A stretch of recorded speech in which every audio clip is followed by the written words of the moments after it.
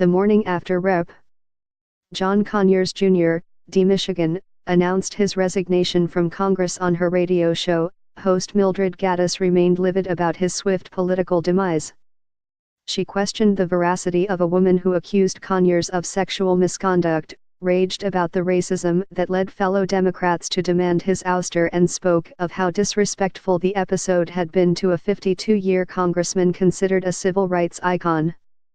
At the same time, she meticulously avoided showing any support for Conyers' hand-picked successor, his 27-year-old son John Conyers III, whom the elderly lawmaker attempted to anoint on her airwaves the day before. That balancing act, revering and defending the fallen man while shrugging off his judgment about who should carry on his life's work, was performed throughout Detroit's African-American political world this week. As smooth as the 88-year-old Conyers hoped his succession would be, his departure creates a once-in-a-half-century vacancy for, as Gaddis put it on the air, an overcrowded field of opportunists who have been waiting for the congressman to retire or die. That field may or may not include Conyers' son. He's yet to declare his candidacy and has been slammed with news of an arrest connected to an alleged domestic assault earlier this year in Los Angeles.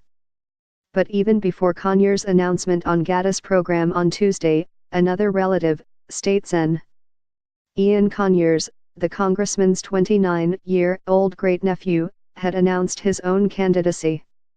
And State Sen Coleman Young too, son of Detroit's first black mayor but fresh off being clobbered by incumbent Mayor Mike Duggan last month, declared his bid Friday.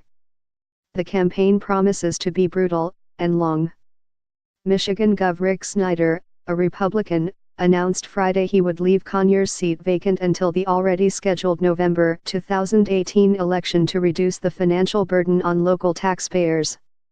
Under state law, he could have scheduled a special election as soon as May. The decision aligns with the recommendation of the district's Democratic chairman, Jonathan Kinloch. Michigan Gov. Rick Snyder has scheduled a November 2018 election to replace disgraced Rep. John Conyers, D. Michigan, a decision that will leave much of Detroit without representation in Congress for nearly a year. Having ample time for candidates to make a decision about running for office and file. Michigan Gov. Rick Snyder has scheduled a November 2018 election to replace disgraced Rep. John Conyers, D. Michigan, a decision that will leave much of Detroit without representation in Congress for nearly a year. Having ample time for candidates to make a decision about running for office and file. To have a congressional seat open for the first time in a half-century, that's going to uncork an awful lot of ambition in Southeast Michigan, said Susan Demas, editor of Inside Michigan Politics.